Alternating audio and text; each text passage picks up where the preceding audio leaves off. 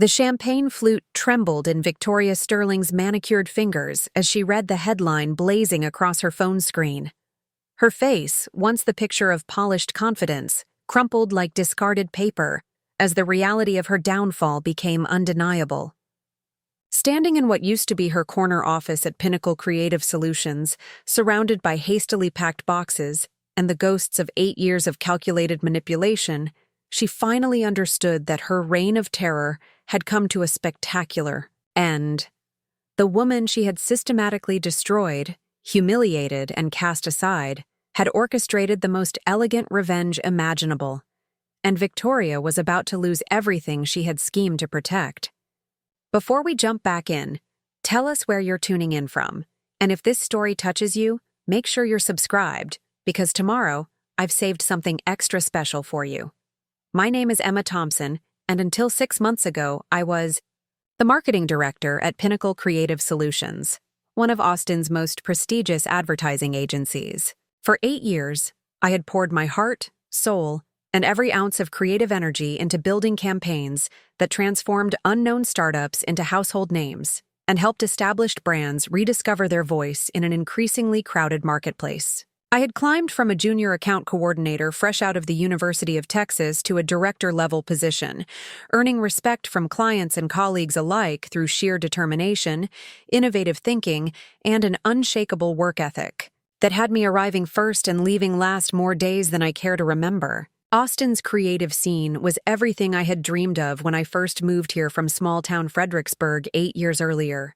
The city's vibrant energy, its celebration of innovation and artistic expression, and its supportive community of creatives had made it feel like home from the very first day I walked into Pinnacle's gleaming downtown office.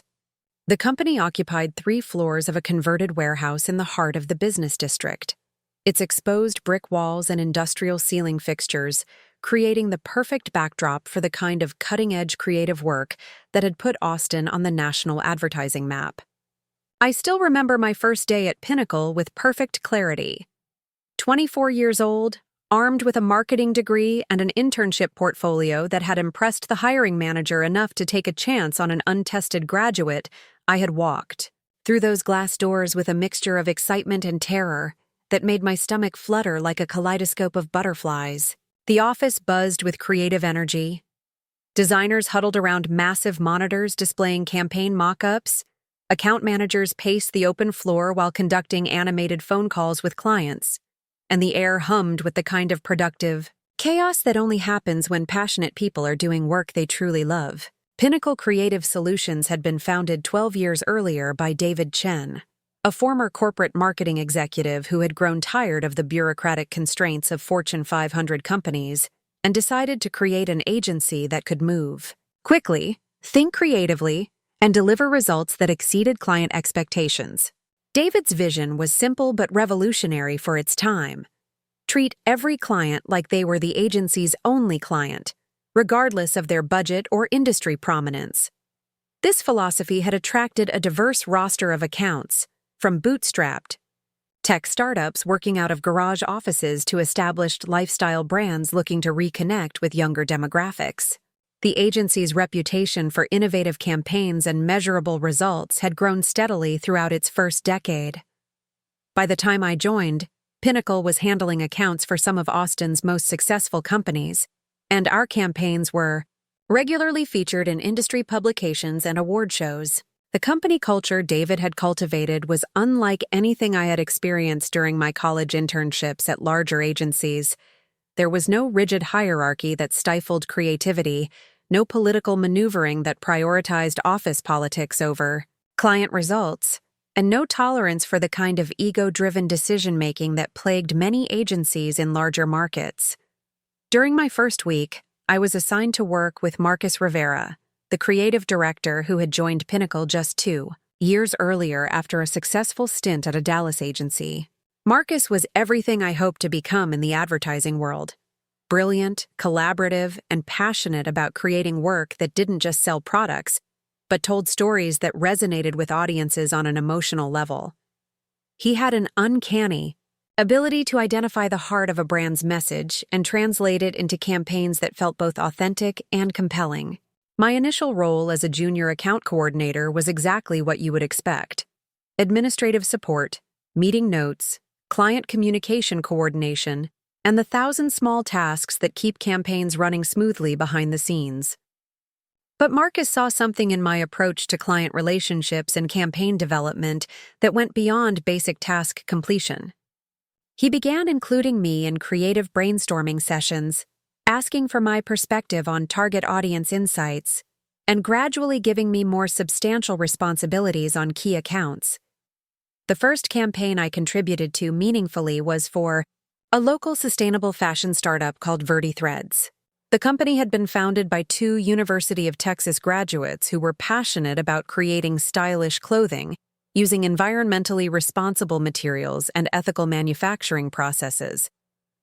Their challenge was typical for socially conscious brands. How do you communicate your values without sounding preachy? And how do you compete on style and quality when your production costs are higher than conventional manufacturers? I spent weeks researching their target demographic, conducting informal interviews with potential customers, and analyzing successful campaigns from similar brands in other markets.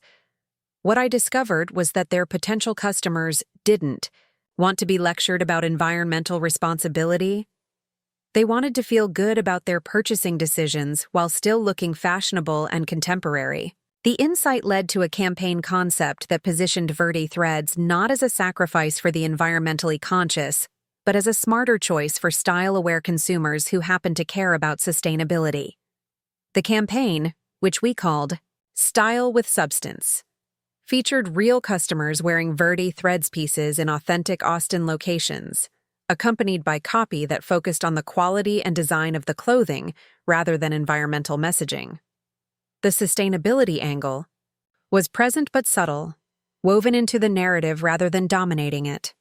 The results exceeded everyone's expectations.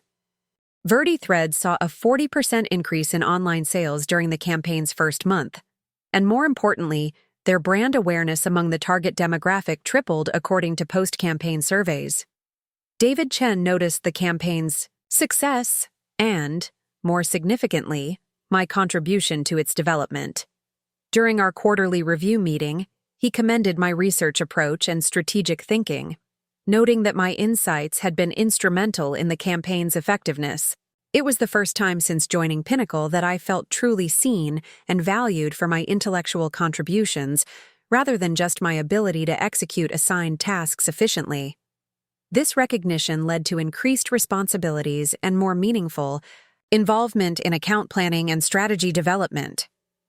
Over the following months, I found myself working directly with clients during strategy sessions, presenting research findings to internal teams, and contributing to new business pitches that helped Pinnacle win several significant accounts. My role evolved organically from administrative support to strategic contributor, a transition that reflected both my growing capabilities and the agency's commitment to promoting talent from within. The work was challenging in the best possible way. Every day brought new problems to solve, creative challenges to tackle, and opportunities to learn from some of the most talented people in Austin's advertising community. I thrived in the collaborative environment David had created, where good ideas were valued regardless of their source, and where junior team members were encouraged to contribute meaningfully to client strategies and creative development. My personal life during this period was admittedly limited. The demands of agency work, particularly when you're trying to prove yourself and advance your career, meant long hours and frequent weekend work. But I loved what I was doing too much to resent the time investment. Every successful campaign, every satisfied client, and every piece of positive feedback felt like validation that I had chosen the right career path and found the right company to grow with. Austin's creative community outside of Pinnacle also provided opportunities for professional development and networking. I joined the Austin Marketing Professionals Association, attended industry events and conferences, and began building relationships with creative professionals at other agencies and companies throughout the city. These connections proved invaluable not just for learning about industry trends and best practices, but for establishing my reputation as a strategic thinker and reliable collaborator within Austin's broader marketing community. By my third year, at Pinnacle, I had been promoted to Senior Account Coordinator and was managing client relationships for several major accounts independently. The promotion came with increased salary, more comprehensive benefits, and most importantly, recognition from David and the senior leadership team that I was considered a key contributor to the agency's continued growth and success. The role also provided opportunities to mentor newer team members, a responsibility I embraced with enthusiasm as I remembered how much Marcus's guidance had meant during my own early development. The accounts I managed during this period were diverse and challenging. There was a tech startup developing project management software for creative agencies, an established restaurant group expanding into new markets, a nonprofit organization focused on music education in underserved communities, and a boutique hotel chain that wanted to attract younger travelers without alienating their established clientele. Each account required different strategic approaches, creative solutions, and client management styles, providing me with experience across multiple industries and customer segments. Working with such varied clients taught me valuable lessons about the importance of truly understanding each client's unique challenges, competitive landscape, and organizational culture. The project management software company needed campaigns that could communicate complex technical benefits to busy, creative professionals who were skeptical of new tools. The restaurant group required strategies that could maintain brand consistency across multiple locations while allowing for local market customization. The nonprofit organization had limited budgets but ambitious goals, requiring creative solutions that could maximize impact despite resource constraints.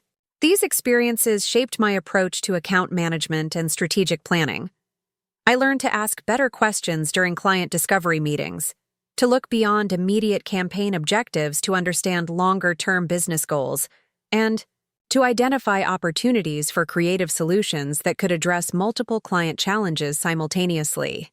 My campaigns began receiving recognition not just for their creative execution, but for their strategic foundation and measurable business impact. The success of my campaigns and the strength of my client relationships led to another promotion. In my 5th year at Pinnacle, I became an account director, a role that placed me in the senior leadership tier of the agency's account management team. The position came with responsibility for Pinnacle's largest clients, involvement in new business development, and a voice in the agency's strategic planning and operational decisions. The promotion also marked the beginning of a new chapter in my relationship with David Chen. As an account director, I worked closely with him on agency-wide initiatives, client retention strategies, and the development of Pinnacle's long-term growth plans. David's mentorship during this period was invaluable. He taught me to think beyond individual campaigns and client relationships to consider the broader implications of our work for the agency's reputation, competitive position, and future opportunities. Preparing and narrating this story took us a lot of time, so if you are enjoying it, subscribe to our channel. It means a lot to us. Now back to the story. Under David's guidance, I began developing expertise in areas beyond traditional account management. I learned about agency financial management, understanding how to balance client profitability with creative ambition and strategic value. I studied new business development, learning how to identify potential clients whose needs aligned with Pinnacle's capabilities and values. I explored operational efficiency, finding ways to streamline internal processes without compromising the quality of our creative output or client service. This broader perspective on agency operations proved crucial when Pinnacle faced its first major crisis during my 6th year with the company. One of our largest clients, a regional retail chain, was acquired by a national competitor that had existing relationships with a larger agency in Dallas. The loss of this account represented nearly 20% of Pinnacle's annual revenue and forced the agency to make difficult decisions about staffing and operational expenses. David handled the crisis with the same thoughtful leadership that had made Pinnacle successful, but he also relied heavily on senior team members like myself to help navigate the challenges. I led a cross-functional team that analyzed our remaining client portfolio, identified opportunities for account growth, and developed strategies for replacing the lost revenue through new business development. The experience taught me valuable lessons about crisis management and the importance of maintaining client relationships even during difficult periods. More importantly, the crisis reinforced my commitment to Pinnacle and deepened my appreciation for the company culture David had created. While other agencies might have handled the situation through layoffs and cost-cutting measures that damaged team morale, David chose to maintain staffing levels and invest in new business development, confident that the agency's reputation and capabilities would attract replacement clients.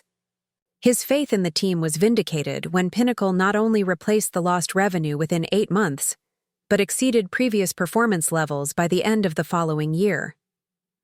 My role in managing the crisis and contributing to the agency's recovery led to my final promotion at Pinnacle Marketing Director. The position placed me among the agency's senior leadership team and gave me responsibility for overseeing all client relationships, managing the account management team, and contributing to strategic planning for the agency's continued growth. It was a role I had aspired to since my earliest days at Pinnacle, representing both personal achievement and professional validation that my contributions were valued at the highest levels of the organization. As marketing director, I worked to further develop the collaborative culture that had made Pinnacle successful while implementing new systems and processes that would support the agency's continued growth. I established formal mentorship programs for junior team members, created cross-functional teams that brought together account management, creative, and strategy personnel on major campaigns, and developed client feedback systems that helped us continuously improve our service delivery. The work was more fulfilling than anything I had experienced in my professional career. Every day brought opportunities to solve complex problems, develop innovative solutions, and contribute to campaigns that had measurable impact on our clients' businesses. The creative challenges kept me engaged intellectually, while the collaborative environment provided the kind of professional relationships that made even the most stressful projects enjoyable. My personal life had also evolved during my years at Pinnacle. While I never married or started a family, I had developed a rich network of friendships within Austin's creative community and maintained close relationships with several colleagues who had become like family to me. I lived in a renovated loft in South Austin that reflected my personal style and provided a sanctuary where I could recharge between the demands of agency life. The loft was my pride and joy, a space I had carefully designed to balance my need for relaxation with my love of entertaining friends and colleagues. The open floor plan and large windows provided natural light that changed throughout the day, creating different moods and energy levels that matched my varying needs for productivity and relaxation. I had filled the space with artwork from local Austin artists, furniture that balanced comfort with style, and books that reflected my interests in marketing, psychology, and contemporary fiction. Weekend mornings in the loft, with coffee from my favorite local roaster, and natural light streaming through the windows while I planned the upcoming week or worked on personal projects, represented some of my happiest moments during those years. The space felt like a physical manifestation of the professional success and personal satisfaction I had achieved through my work at Pinnacle. By my 8th year at Pinnacle, I had established myself not just as a successful marketing professional, but as a recognized leader within Austin's creative community. I served on the board of the Austin Marketing Professionals Association, spoke regularly at industry conferences and events, and had developed a reputation for innovative campaign strategies that delivered measurable results for clients across diverse industries. The campaigns I had developed during my tenure at Pinnacle had won numerous industry awards and been featured in national publications, establishing both my personal reputation and enhancing Pinnacle's standing within the broader advertising community. More importantly, the clients I managed consistently renewed their contracts and increased their investment in Pinnacle's services, reflecting the strong relationships and effective strategies I had developed over years of dedicated work.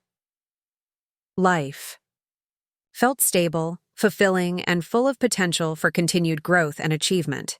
I had found my professional calling, built meaningful relationships with clients and colleagues, and established myself as a respected leader within an industry I was passionate about. The future looked bright with possibilities for continued success, whether that meant further advancement within Pinnacle or eventual opportunities to start my own agency or consult independently. I had no way of knowing that everything I had built over 8 years of dedicated work was about to be systematically dismantled by someone I had never even met, someone who would see my success not as inspiration, but as a threat to be eliminated. Through calculated manipulation and professional sabotage, the storm clouds were gathering on the horizon, but I was too focused on the sunny present to notice the darkness approaching. The day that would change everything started like any other, with morning coffee in my loft, a review of the day's client meetings and project deadlines, and the familiar drive through Austin traffic to Pinnacle's downtown office. I had no idea that Victoria Sterling was about to enter my life, bringing with her a level of workplace toxicity and personal vindictiveness that would transform my professional paradise into a carefully orchestrated nightmare. The announcement came on a humid Tuesday morning in late September, when David Chen gathered the entire agency in the main conference room for what he called an exciting update about Pinnacle's continued evolution. The room buzzed with curious energy as account managers, creative directors, designers, and support staff filled every available seat around the massive oak table that dominated the space. I settled into my usual spot near the front, notepad ready, expecting to hear about a major new client win, or perhaps an expansion into new service offerings. David's expression radiated the kind of enthusiasm he typically reserved for breakthrough, creative concepts, or significant business milestones. He waited for the chatter to subside before beginning his presentation, his hands gesturing expressively as he outlined Pinnacle's growth trajectory over the past 2 years and the strategic opportunities that lay ahead. The agency had exceeded revenue projections for 6 consecutive quarters, expanded its client roster to include several nationally recognized brands, and earned recognition as one of Austin's fastest-growing creative agencies.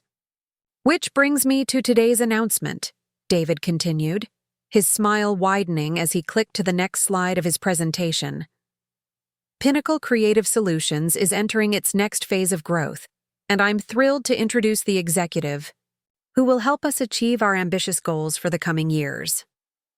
The conference room doors opened precisely on cue, and Victoria Sterling entered with the kind of calculated confidence that immediately commanded attention.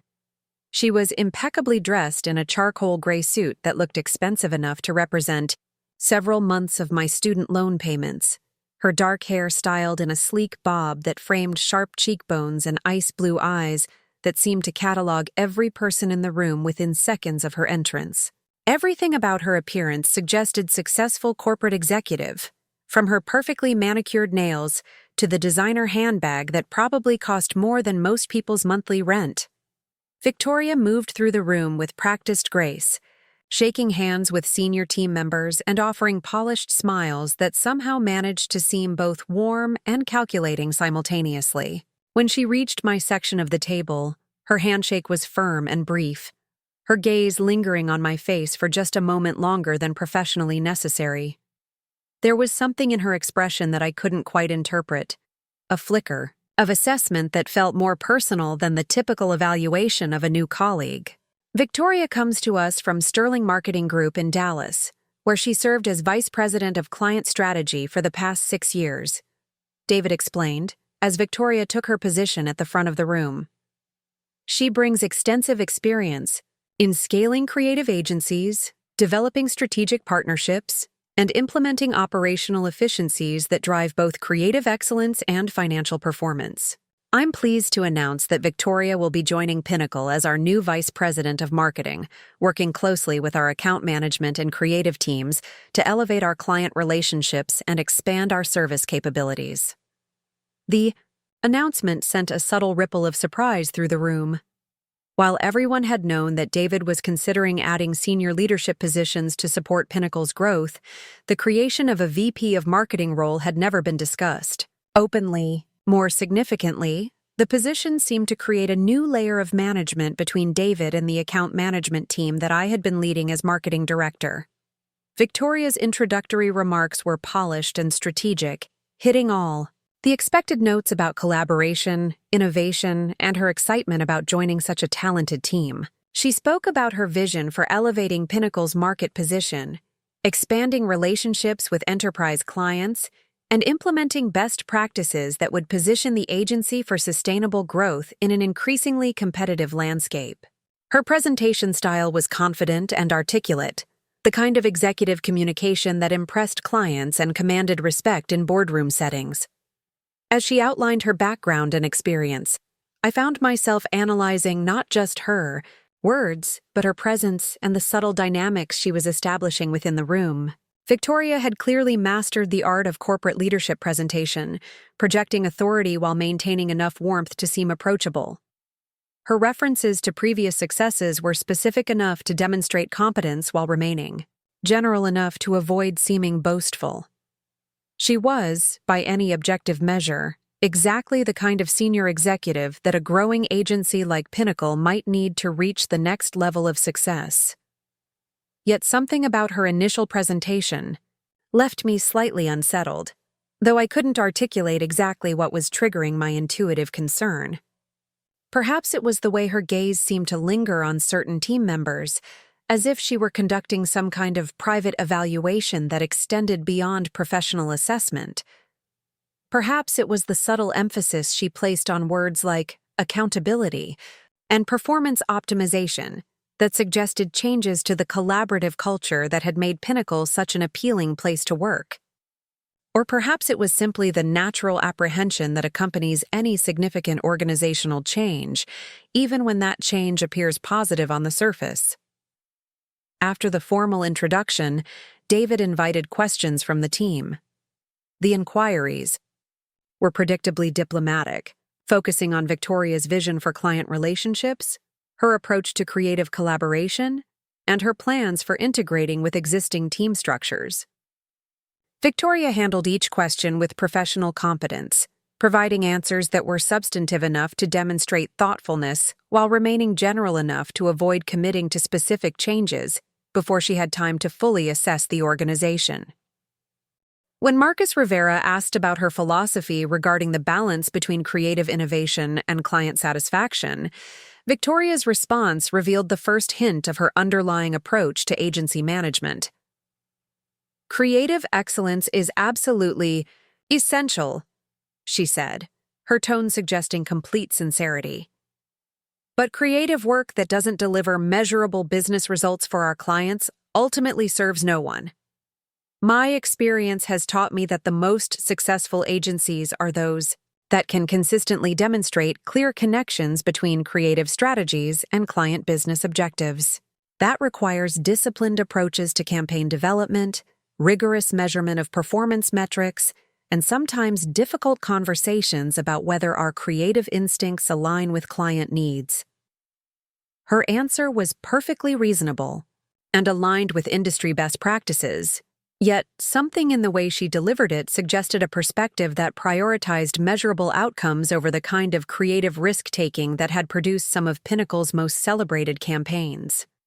It wasn't necessarily problematic, but it represented a different emphasis than the creative-first culture that David had cultivated over the years. The meeting concluded with David outlining the transition timeline for Victoria's integration into Pinnacle's leadership structure. She would spend her first 2 weeks conducting individual meetings with department heads and key team members, reviewing existing client relationships and campaign performance data, and developing her strategic recommendations for operational improvements and growth initiatives. The process was thoughtful and thorough, exactly the kind of systematic approach that would help a new executive understand an organization's culture and capabilities before implementing changes. As the meeting dispersed and team members returned to their regular responsibilities, I lingered in the conference room to introduce myself more formally to Victoria and offer my support during her transition period. Despite my intuitive reservations about her arrival, I was committed to making her integration as smooth as possible and demonstrating the collaborative spirit that had always characterized Pinnacle's culture. "Emma, isn't it?" Victoria said. As I approached, her smile warm and professional. "David has mentioned your contributions to the agency's growth multiple times. I'm looking forward to learning more about your approach to client relationship management and your insights into Pinnacle's strategic opportunities." "Thank you, and welcome to the team," I replied, matching her professional tone. "I'm excited to work with you and share perspectives on our client portfolio. Pinnacle has such a unique culture and approach to creative problem-solving. I think you'll find it refreshing compared to larger agency environments."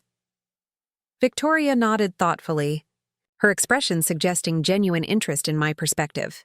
"I'd love to schedule some time with you early next week to discuss your current accounts and your thoughts on areas where we might enhance our client relationships. From what David has shared, you've built particularly strong partnerships with several key accounts." "Absolutely," I agreed, appreciating her inclusive approach. "I'd be happy to walk you through our account strategies and share insights about what's worked well for us. I think you'll be impressed by the level of trust and collaboration we've developed with our clients." Our initial conversation lasted only a few minutes, but it left me feeling cautiously optimistic about Victoria's addition to the leadership team. While her corporate background and emphasis on performance metrics represented a different approach than Pinnacle's historically creative-focused culture, her apparent interest in understanding existing relationships and building on established successes seemed promising. Over the following days, I observed Victoria's integration process with professional curiosity. She moved through the office with purposeful efficiency, conducting scheduled meetings with department heads while also engaging in informal conversations with team members at various levels of the organization. Her approach seemed genuinely aimed at understanding Pinnacle's culture and capabilities, rather than imposing preconceived notions about necessary changes. During casual encounters in the kitchen or elevator, Victoria was consistently pleasant and professionally engaging. She asked thoughtful questions about specific projects, remembered details from previous conversations, and demonstrated the kind of personal attention that makes employees feel valued and heard. Her integration seemed to be proceeding smoothly, with team members gradually warming to her presence and beginning to share more openly about their work and perspectives. My scheduled meeting with Victoria took place on a Thursday afternoon in the smaller conference room adjacent to her new office. She had prepared thoroughly, with printed reports summarizing the performance metrics and strategic positioning of each account in my portfolio. Her questions were insightful and demonstrated a sophisticated understanding of client relationship dynamics and the competitive challenges facing creative agencies in Austin's evolving market. "Your work with Verdi Threads has been particularly impressive," Victoria noted, referencing the sustainable fashion startup that had become one of my signature success stories. "The brand positioning strategy you developed created clear differentiation in a crowded market while maintaining authentic connections to their core values. How do you typically approach that balance between strategic positioning and authentic brand expression?" Her question demonstrated not only familiarity with my work, but appreciation for the strategic thinking that had informed my approach. I found myself warming to her analytical style and her apparent respect for the client relationships I had developed over years of dedicated work. "The key is really understanding what matters most to the client's target audience," I explained, pulling up campaign performance data on my laptop. Verdi Threads customers cared about sustainability, but they cared about style and quality first. Our strategy acknowledged both priorities without compromising either one. The sustainability messaging became a value add rather than the primary selling proposition. Victoria nodded approvingly, making notes in her leather portfolio. "That's exactly the kind of strategic thinking that differentiates successful agencies from those that simply execute creative concepts. Have you considered applying similar approaches to some of our larger corporate accounts?" The conversation continued for nearly an hour, ranging across various accounts, campaign strategies, and strategic opportunities for account growth. Victoria's questions were consistently insightful, her feedback was constructive and professionally valuable, and her apparent appreciation for my work left me feeling confident about our future collaboration. As our meeting concluded, Victoria made a comment that would later prove significant, though at the time it seemed like simple professional courtesy. "Emma, I have to say that your strategic thinking and client relationship skills are exactly what we need as Pinnacle continues to grow. I hope you know how valuable your contributions are to this organization." The validation was professionally gratifying, particularly coming from someone with Victoria's corporate experience and strategic background. After years of building my career at Pinnacle, having my work recognized by senior leadership felt like confirmation that my professional development was proceeding in the right direction. The following weeks established a routine of regular interaction between Victoria and myself as she settled into her role and began implementing her vision for Pinnacle's enhanced client relationship management. She included me in strategic planning sessions, sought my input on new business development opportunities, and consistently demonstrated respect for my expertise and judgment in client-related matters. During this honeymoon period, Victoria's addition to the leadership team seemed to represent exactly the kind of strategic enhancement that David had envisioned. Her corporate experience brought valuable perspectives on operational efficiency and client relationship management, while her collaborative approach seemed to respect and build upon the creative culture that had made Pinnacle successful. However, subtle changes were beginning to emerge in the office dynamics and organizational structure that would eventually reveal Victoria's true intentions and methods. The changes were gradual and individually unremarkable, but collectively, they represented a systematic shift in power dynamics and organizational priorities that would fundamentally alter my experience at Pinnacle. The first change I noticed was in the frequency and nature of client communications. Victoria had implemented a new protocol requiring all major client communications to be copied to her email, ostensibly to ensure proper coordination and strategic alignment. The policy seemed reasonable and was presented as a temporary measure, while she familiarized herself with account relationships and communication styles. Similarly, Victoria had begun attending client meetings that previously would have been handled independently by account directors like myself. Her rationale was sound. As the new VP of Marketing, she needed to establish relationships with key clients and understand their business challenges firsthand.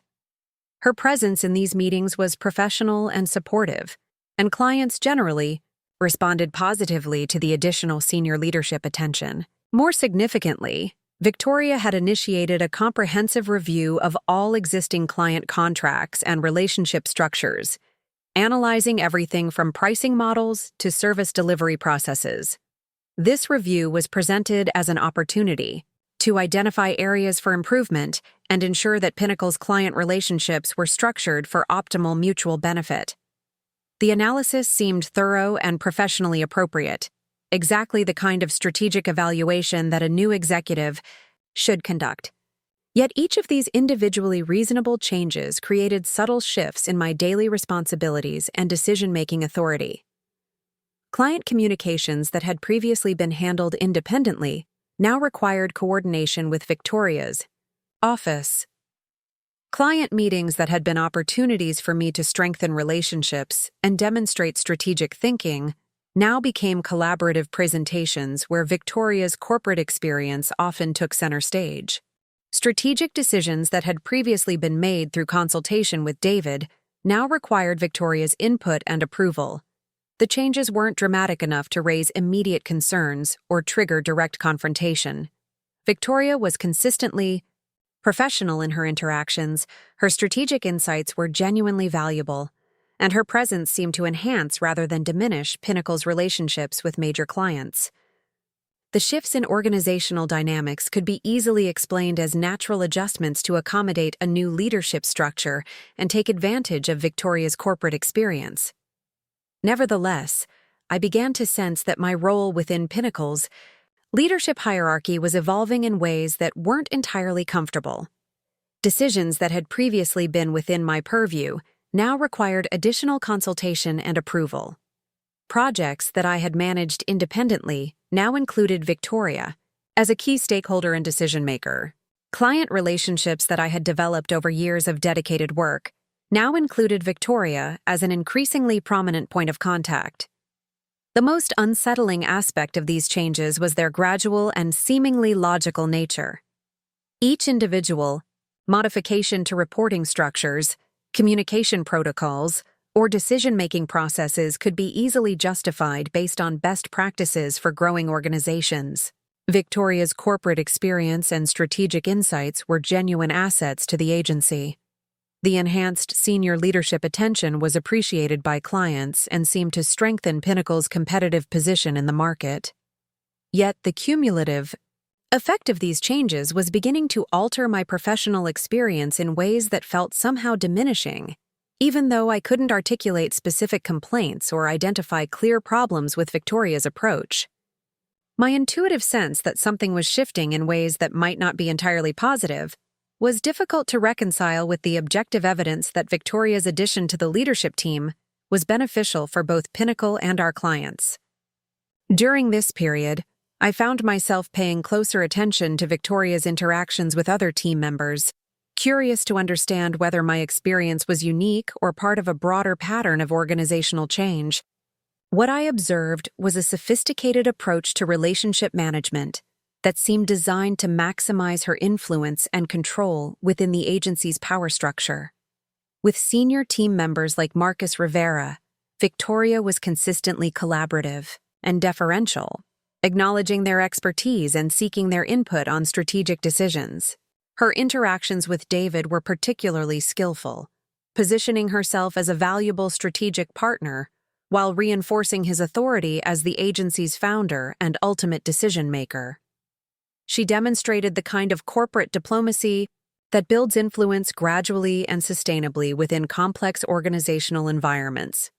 With junior team members, Victoria was warm and encouraging, taking time to learn about their career aspirations and offering guidance on professional development. She remembered personal details from casual conversations, acknowledged good work publicly, and created the kind of positive interactions that build loyalty and appreciation among staff members who might not have regular access to senior leadership attention. However, I began to notice that Victoria's interactions with me were subtly different from her approach with other team members at similar organizational levels. While she remained consistently professional and continued to acknowledge my expertise publicly, there was an undertone to our interactions that felt somehow competitive rather than collaborative.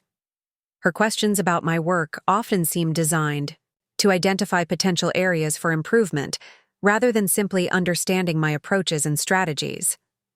More concerning were the subtle ways that Victoria had begun to position herself as the primary point of contact for clients and strategic decisions that had previously been within my independent purview. During client meetings, she would frequently redirect conversations toward her own strategic insights and recommendations, often in ways that subtly minimized my contributions or positioned my work as execution of her broader vision rather than independent strategic thinking. These dynamics were sophisticated and professionally subtle, the kind of workplace maneuvering that's difficult to address directly without seeming paranoid or uncollegiate. Victoria's behavior wasn't overtly hostile or unprofessional. Her strategic contributions were genuinely valuable, and her presence often did enhance client meetings and strategic discussions. Yet the cumulative effect was beginning to feel like a systematic erosion of my independent authority and recognition within the organization.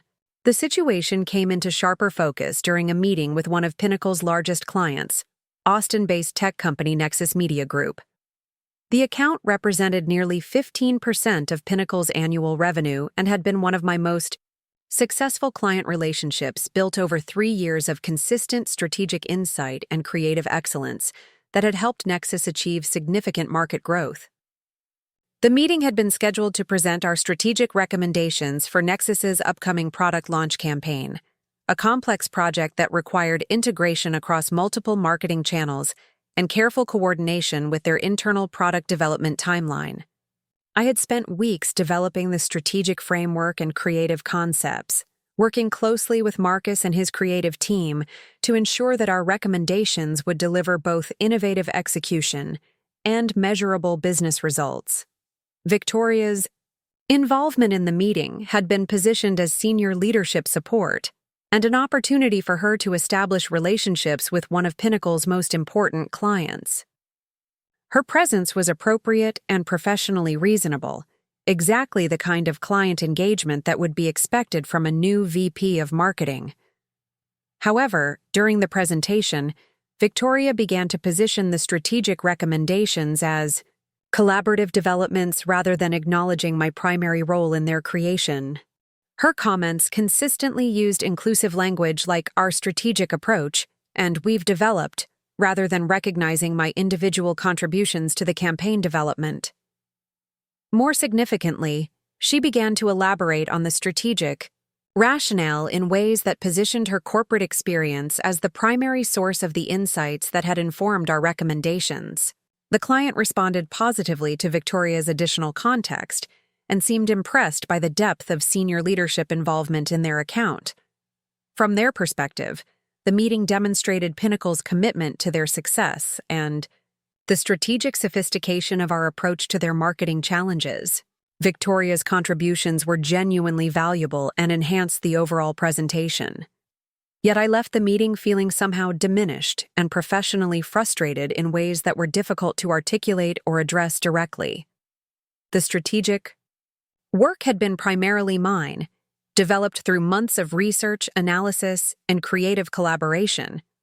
Victoria's contributions, while valuable, had been supplementary rather than foundational. However, her skilled presentation had positioned the work as collaborative in ways that obscured my individual contributions and expertise. This pattern of subtle marginalization continued across multiple client interactions and internal meetings. Over the following weeks, Victoria's approach was consistently professional and strategically sound, yet the cumulative effect was beginning to alter my professional standing within the organization in ways that felt both systematic and intentional. The most troubling aspect of the situation was its sophisticated subtlety. Victoria's behavior was never overtly hostile or unprofessional enough to warrant direct confrontation or formal complaint. Her strategic contributions were genuine and valuable. Her presence often did enhance client relationships and strategic discussions. Yet the consistent pattern of positioning herself as the primary source of strategic insight while minimizing my independent contributions was beginning to feel like deliberate professional undermining disguised as collaborative leadership. As I prepared for what would prove to be a pivotal conversation with David Chen about these emerging dynamics, I couldn't shake the growing conviction that Victoria's integration into Pinnacle's leadership team was not the mutually beneficial enhancement it appeared to be on the surface. Something more calculated and potentially destructive was beginning to unfold. Though I had yet to understand the full scope of Victoria's intentions or the systematic nature of her approach to what I was beginning to recognize as professional sabotage.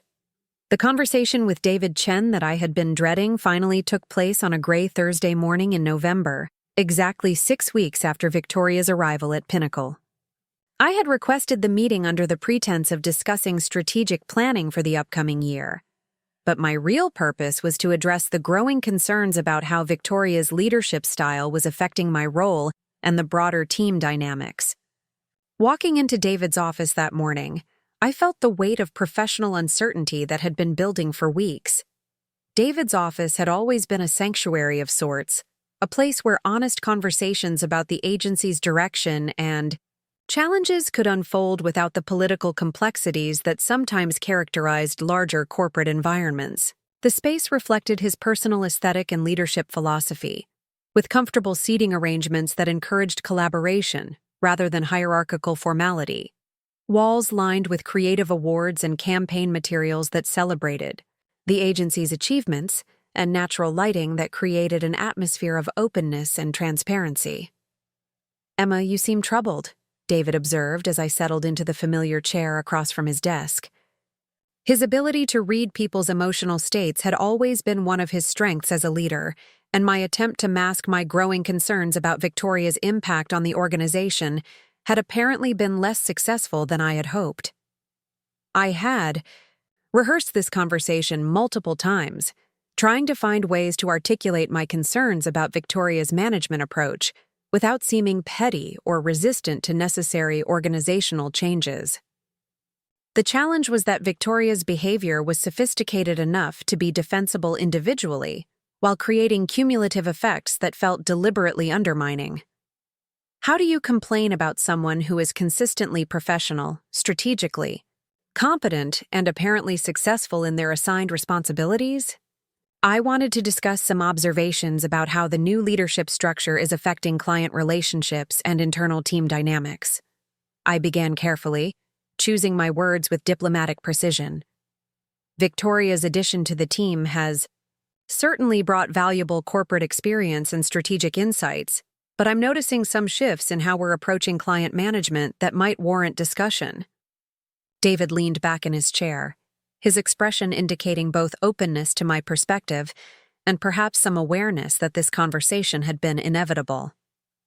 "I'm listening," he said simply, giving me space to elaborate on my concerns without immediately defending Victoria's appointment or dismissing my observations.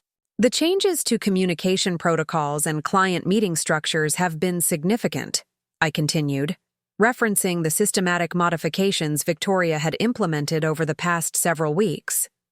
"While I understand the rationale for ensuring proper coordination and senior leadership visibility, I'm concerned that some of these changes might be affecting the client relationships that we've built over years of direct, personal engagement."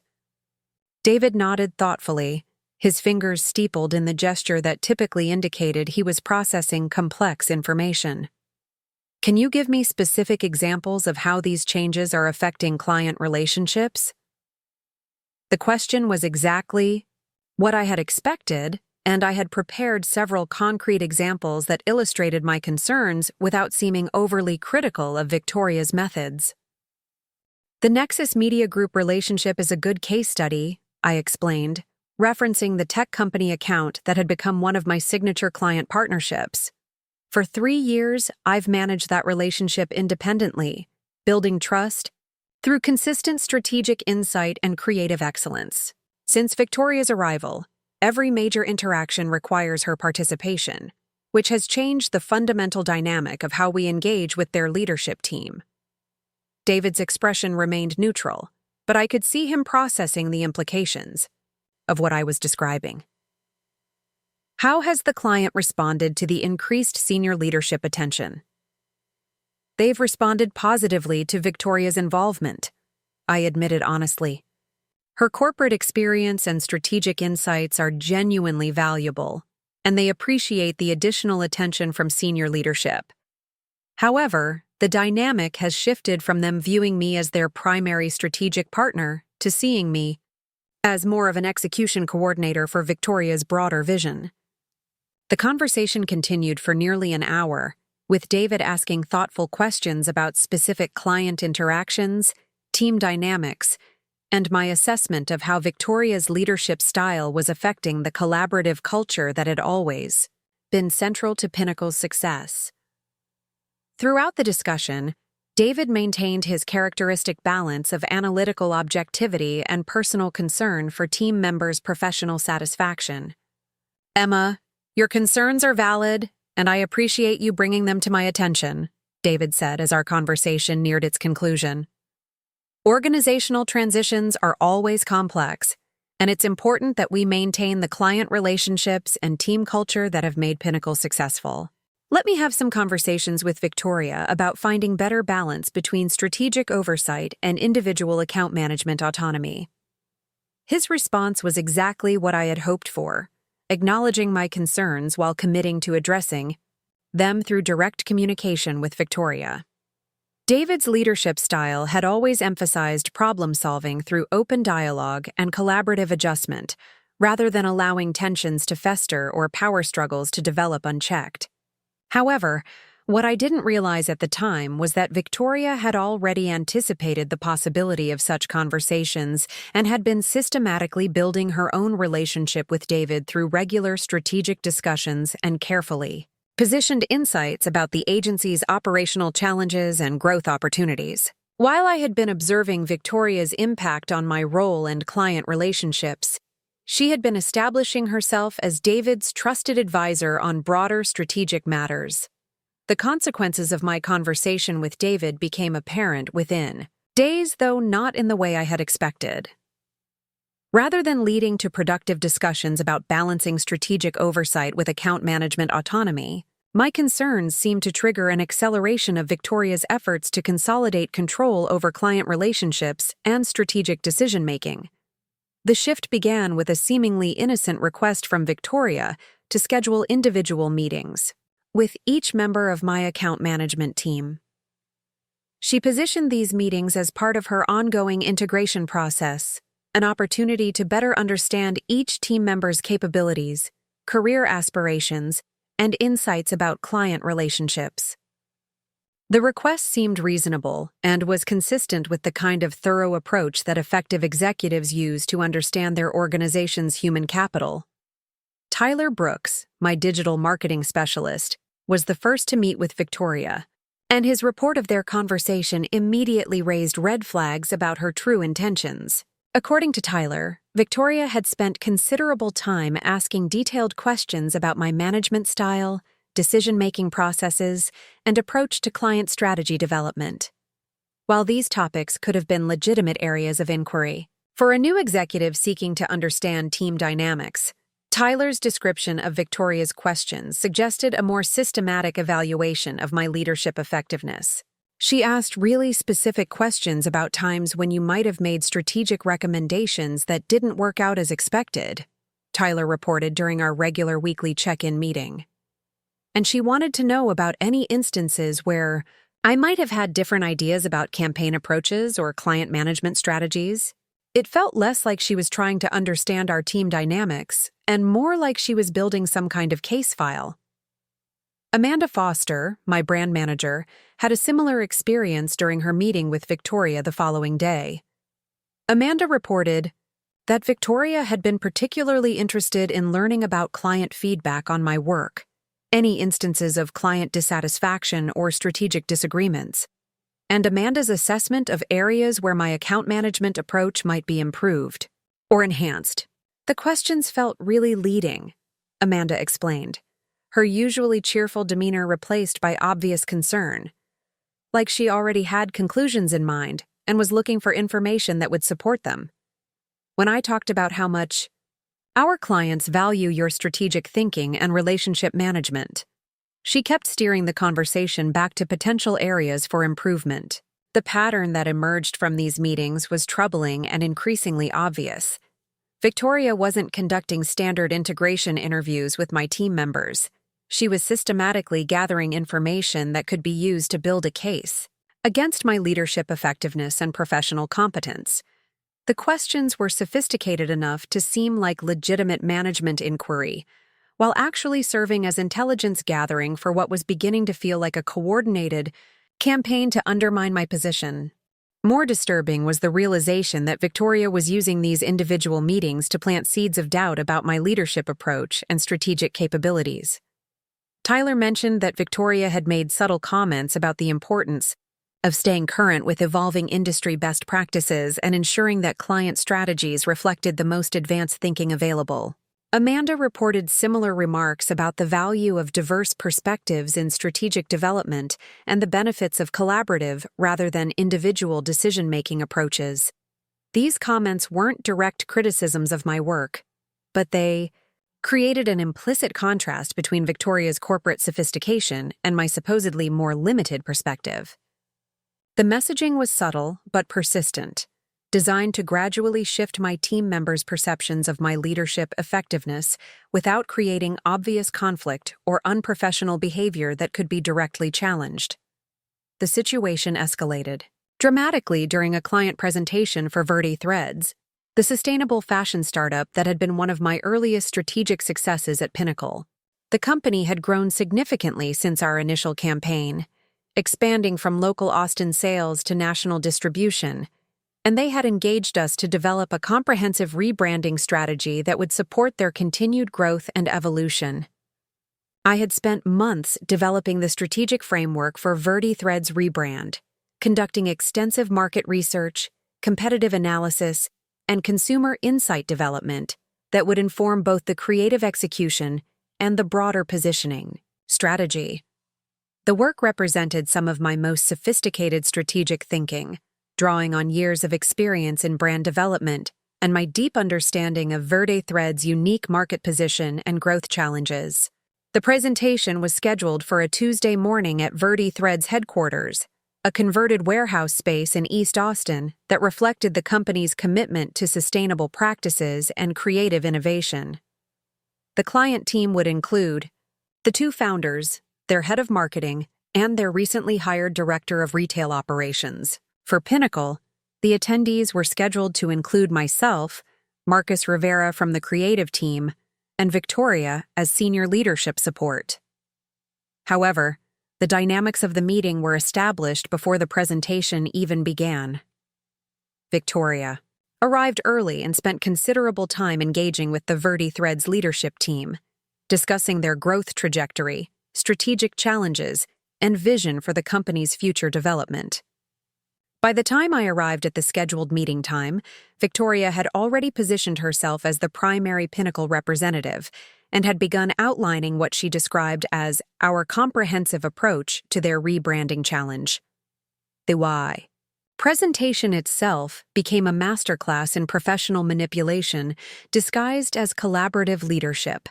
Victoria introduced the strategic framework by acknowledging my research and analysis while positioning herself as the architect of the broader strategic vision that had informed our recommendations. Her language consistently used phrases like building on Emma's research and leveraging the insights Emma gathered in ways that positioned my work as valuable but foundational rather than strategic.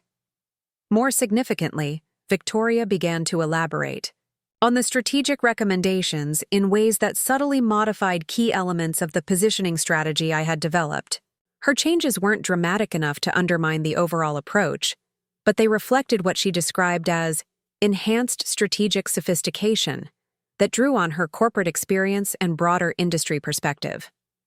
The modifications positioned her as the source of the strategic insights that would truly differentiate VertiThreads in the marketplace. The VertiThreads team responded enthusiastically to Victoria's presentation, clearly impressed by her corporate credentials and strategic articulation. Their questions were directed primarily to Victoria, who handled them with polished competence while occasionally referring to my research as supporting evidence for her strategic recommendations. The meeting concluded with obvious client satisfaction and strong momentum for moving forward with the rebranding project. However, as we gathered our materials and prepared to leave, one of the VertiThread's founders made a comment that crystallized the full impact of Victoria's systematic undermining of my professional standing.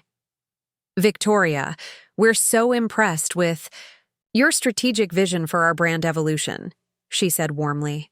"It's clear that Pinnacle has the senior leadership expertise we need for this critical transition. Emma's research was certainly thorough, but your strategic framework really elevated our thinking about market positioning." The comment was devastating in its casual dismissal of my strategic contributions and its positioning of Victoria as the primary source of valuable insight. 3 years of client relationship building, months of strategic development work, and my most sophisticated brand positioning thinking had been reduced to thorough research that supported Victoria's supposedly superior strategic vision. Walking back to our cars after the meeting, I felt a mixture of professional humiliation and growing anger that was becoming impossible to suppress. Victoria's approach was sophisticated and difficult to confront directly, but its impact on my professional reputation and client relationships was becoming undeniable. The systematic nature of her undermining was beginning to feel less like unfortunate organizational dynamics and more like deliberate professional sabotage. "That went well," Victoria commented as we reached the parking area. her tone suggesting genuine satisfaction with the meeting's outcome. Verde Threads is such an interesting strategic challenge. I think our enhanced approach really resonated with their leadership team. Her use of our enhanced approach to describe work that had been primarily mine was the final confirmation that Victoria's behavior was intentional, rather than accidentally insensitive. She was systematically taking credit for my strategic thinking while positioning herself as the source of whatever value Pinnacle provided to clients. The pattern was too consistent and too sophisticated to be anything other than deliberate professional sabotage. Victoria, I need to clarify something about the strategic development process, I said, my voice carefully controlled despite the anger building inside me. The positioning framework and market analysis that formed the foundation of today's presentation were developed through months of my independent research and strategic thinking. While I appreciate your additional insights, I think it's important that the client understands the actual source of the strategic work they're evaluating. Victoria's response was a masterpiece of corporate manipulation, disguised as reasonable professional dialogue.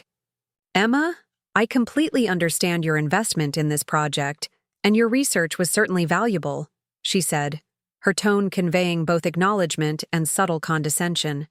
However, strategic development is inherently collaborative, and I think the client benefited from having multiple perspectives integrated into a comprehensive approach. That's the advantage of having senior leadership involved in major client relationships. Her response was impossible to challenge directly without seeming petty or uncollegiate, yet it completely dismissed my concerns while reinforcing her position as the senior strategist, whose involvement had elevated the quality of our client. Recommendations. The sophistication of her manipulation was both impressive and infuriating, revealing a level of workplace political skill that I was ill-equipped to counter effectively. The drive back to Pinnacle's office gave me time to process the full implications of what was happening and to recognize that Victoria's systematic undermining of my professional standing was escalating beyond subtle office politics into something that threatened my career progression and reputation within Austin's creative community. The Verde Threads presentation had demonstrated that Victoria was willing and able to take direct credit for my strategic work, while positioning me as a supporting researcher rather than an independent strategic thinker. More troubling was the realization that Victoria's approach was likely to be effective with clients and senior leadership who didn't have detailed knowledge of the actual strategic development process. Her corporate credentials and polished presentation style created credibility that was difficult to challenge, while her systematic positioning of my work as foundational rather than strategic would gradually erode my professional reputation, regardless of the quality of my actual contributions. That afternoon, I received an email from Victoria requesting a meeting to discuss optimization opportunities for client relationship management and strategic development processes. The meeting was scheduled for the following morning and was described as part of her ongoing evaluation of operational efficiency and strategic coordination across the account management team. Reading Victoria's email, I understood that the escalation phase of her systematic campaign against my professional standing was about to begin. The preliminary intelligence gathering through team member interviews, the gradual erosion of my client relationship autonomy, and the direct appropriation of credit for my strategic work had been preparation for whatever confrontation was about to unfold. As I prepared for what I sensed would be a pivotal meeting that could determine my future at Pinnacle, I found myself reviewing not just my strategic work and client relationships, but my overall approach to professional development and career management. Victoria's sophisticated undermining had revealed vulnerabilities in my professional positioning that extended beyond immediate workplace politics to fundamental questions about how to protect and advance one's career in environments where political skill might be more valuable than strategic competence. The meeting with Victoria was scheduled for 9 o'clock the following morning in the same conference room where she had conducted her team member interviews. As I prepared my materials and planned my approach to what felt like an inevitable confrontation, I couldn't shake the conviction that Victoria's systematic campaign against my professional standing was entering a new and more dangerous phase. Whatever happened in that meeting would determine whether I could find a way to counter Victoria's manipulation and restore my professional standing, or whether her sophisticated sabotage would succeed in marginalizing my role and ultimately forcing my departure from the agency I had helped build over 8 years of dedicated work. The stakes had never been higher, and I was about to discover just how far Victoria was willing to go to eliminate what she apparently perceived as a threat to her vision for Pinnacle's future. The meeting that would change everything began at tea. Exactly 9 o'clock on a crisp Friday morning in December. Victoria had arrived early and arranged the conference room with deliberate precision, positioning herself at the head of the table with a stack of documents and her laptop open to what appeared to be a detailed presentation. The setup immediately signaled that this wasn't going to be a collaborative discussion about operational improvements, but rather a formal evaluation session where I would be placed in a defensive position. "Emma, thank you for making time for this important conversation," Victoria began, her tone carrying the kind of false warmth that barely concealed underlying hostility. "I've completed my initial assessment of our account management processes and client relationship structures, and I wanted to share my findings with you before presenting my recommendations to David and the senior leadership team." The phrase, "my recommendations," immediately confirmed what I had suspected about Victoria's intentions. This meeting wasn't about collaborative problem-solving or operational enhancement. It was about Victoria positioning herself as the solution to problems she had systematically identified or created within my area of responsibility. The sophisticated nature of her approach was becoming increasingly clear as she launched into what was essentially a performance review disguised as strategic consultation. Victoria opened her laptop and began projecting a presentation titled Strategic Optimization Opportunities, Account Management Enhancement Initiative. The professional polish of her materials was impressive, complete with detailed charts, client feedback analysis, and performance metrics that had clearly required significant time and effort to compile. However, as she began walking through her findings, it became obvious that the data had been selectively presented to support predetermined conclusions about my leadership effectiveness. As part of my integration process, I've conducted comprehensive interviews with team members, analyzed client satisfaction data, and reviewed account performance metrics across all major relationships, Victoria explained, clicking through slides that presented her research methodology with corporate thoroughness. The findings reveal several areas where enhanced strategic coordination and leadership development could significantly improve our client outcomes and team effectiveness. Her presentation was methodical and professionally devastating. Victoria had identified specific instances where client projects had faced challenges, team members had expressed concerns about strategic direction, or account performance had fallen short of optimal targets. Each example was presented with supporting documentation and positioned as evidence of systematic problems that required immediate attention and corrective action. The most troubling aspect of Victoria's presentation was how she had recontextualized normal workplace challenges into evidence of leadership inadequacy. Every creative agency experiences project complications, client feedback cycles, and strategic adjustments that require team coordination and problem-solving. Victoria had documented these routine challenges and presented them as indicators of managerial deficiency and strategic confusion.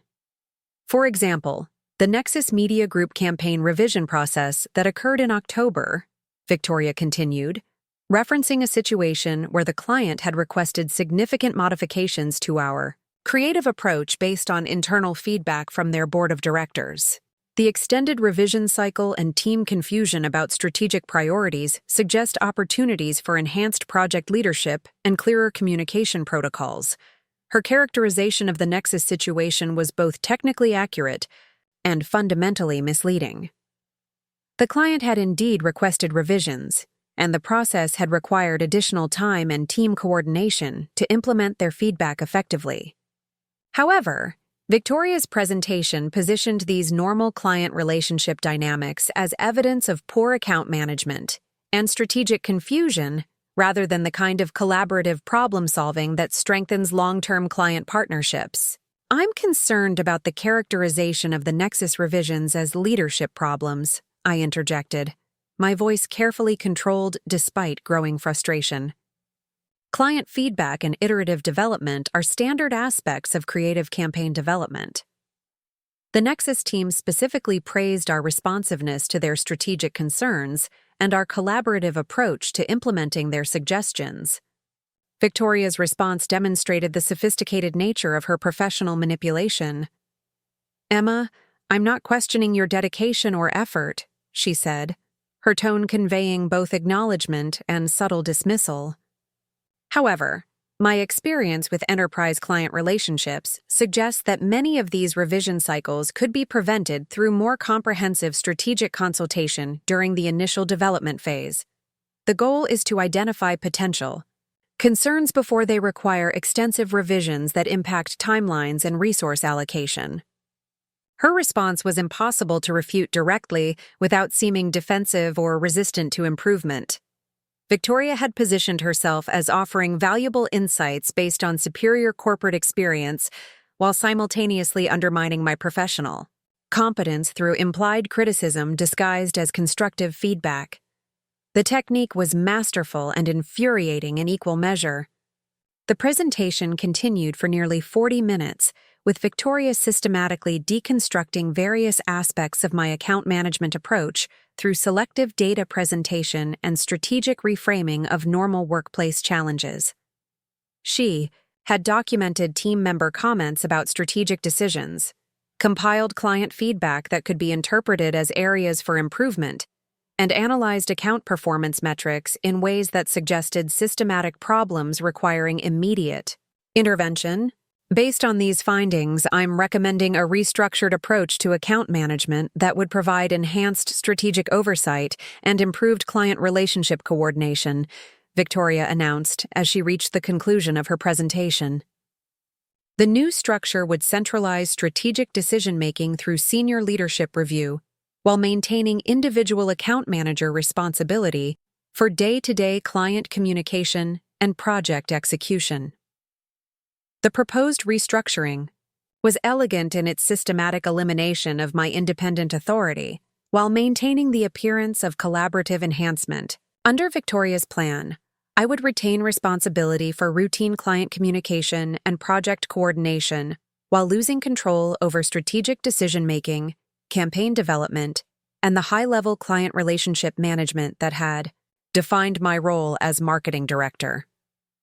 Victoria, I need to address some fundamental concerns about the methodology and conclusions of this assessment, I said, my professional composure finally giving way to direct confrontation. The examples you've cited represent normal client relationship dynamics and typical creative development processes. Reframing these routine challenges as evidence of leadership inadequacy seems both unfair and inconsistent with the actual client feedback and account performance results we've achieved. Victoria's expression shifted subtly, revealing a flash of something that looked almost like satisfaction at having provoked a more direct response. "Emma, I understand that feedback about leadership effectiveness can be difficult to hear," she replied, her tone now carrying obvious condescension. "However, my responsibility as VP of Marketing is to ensure that we're providing the highest level of strategic support to our clients. The assessment findings suggest opportunities for improvement that we need to address proactively. The assessment findings suggest selective interpretation of data to support predetermined conclusions," I countered, abandoning diplomatic language in favor of direct challenge. Normal project challenges have been recontextualized as leadership failures. Routine client feedback has been presented as systematic problems, and successful account relationships have been analyzed through a framework designed to identify deficiencies rather than acknowledge achievements. The conversation that followed marked the end of any pretense of professional collaboration between Victoria and myself. For the first time since her arrival at Pinnacle, The sophisticated veneer of corporate diplomacy gave way to direct confrontation about her systematic undermining of my professional standing and authority. Emma, your defensive response to constructive feedback is exactly the kind of leadership challenge that my assessment has identified, Victoria said, her voice now carrying obvious hostility. Effective account management requires the ability to receive strategic input and adapt approaches based on performance analysis. Your resistance to collaborative enhancement suggests exactly the kind of inflexibility that concerns our clients and team members. Her response was a masterpiece of professional gaslighting, positioning my legitimate concerns about her methodology as evidence of the very problems she claimed to have identified. The technique was sophisticated enough to be defensible to senior leadership, while being obviously manipulative to anyone who understood the actual dynamics of the situation. Victoria, what concerns me most is the systematic nature of your approach to this assessment, I replied, my voice steady despite the anger building inside me. You've spent weeks gathering selective information, conducting interviews designed to elicit criticism, and analyzing normal workplace challenges through a framework predetermined to identify problems. This isn't objective performance evaluation. This is professional sabotage disguised as strategic enhancement. The accusation hung in the air between us, finally naming what had been building for months but had never been addressed directly. Victoria's expression revealed nothing, her corporate training having prepared her for exactly this kind of confrontation. However, her response confirmed that my assessment of her intentions was entirely accurate. Emma, I think this conversation has revealed exactly the kind of attitude and approach that's been concerning to team members and clients, Victoria said, her tone now openly hostile. Your inability to accept feedback and your tendency to interpret strategic guidance as personal attack demonstrates why enhanced leadership oversight is necessary for these critical client relationships. The meeting concluded with Victoria announcing that she would be presenting her findings and recommendations to David Chen the following Monday, with implementation of the new account management structure beginning immediately thereafter.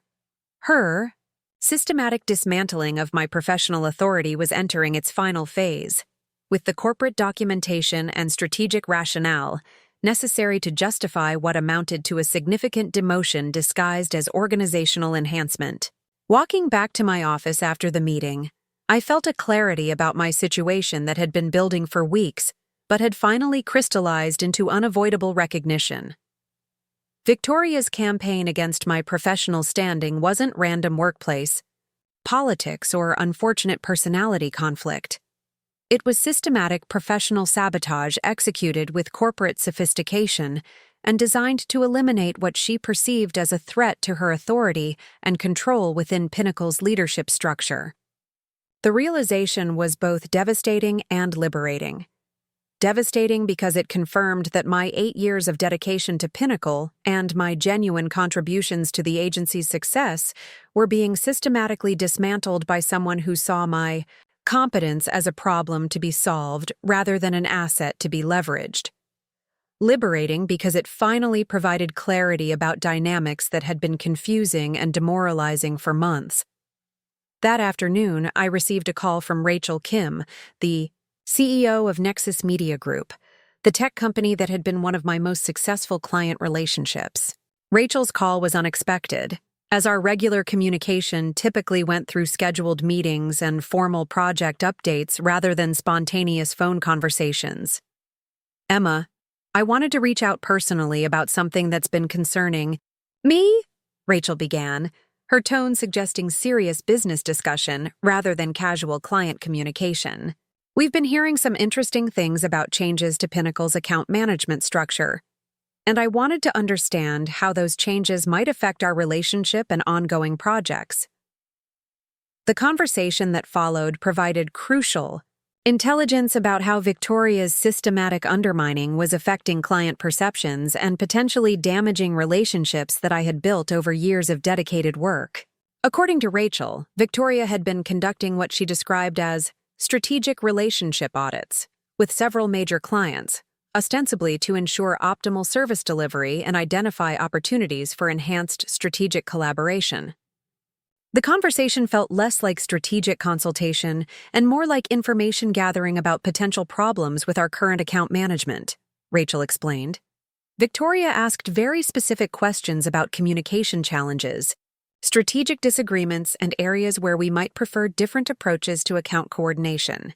When I told her that we've been extremely satisfied with your strategic thinking and relationship management, she kept steering the conversation toward potential improvements and optimization opportunities. Rachel's description confirmed that Victoria's systematic campaign extended beyond internal team dynamics to include direct client manipulation designed to create dissatisfaction with my account management approach. The technique was sophisticated and professionally dangerous, as client relationships represented the foundation of my professional reputation and career advancement prospects.